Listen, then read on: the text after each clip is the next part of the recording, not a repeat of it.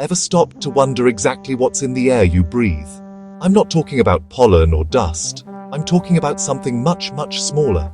Nanoparticles. These are particles so tiny that you could line up thousands across the width of a human hair.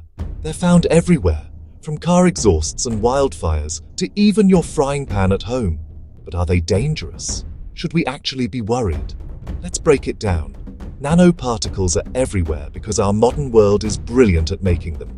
Engines, factories, even certain cleaning sprays release them into the air. Once they're floating about, they're so small they can sneak deep into our lungs, and possibly even into our bloodstream. Some scientists reckon this could spell trouble for our health. Studies suggest a link between high levels of nanoparticles and lung or heart problems. But here's where it gets tricky. Not all nanoparticles are created equal. Some, like those from nature, aren't much to worry about.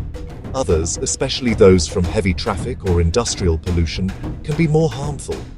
And honestly, research is still catching up.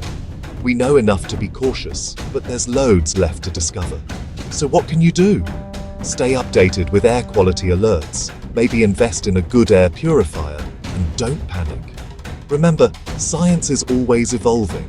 The more we learn, the better choices we can make.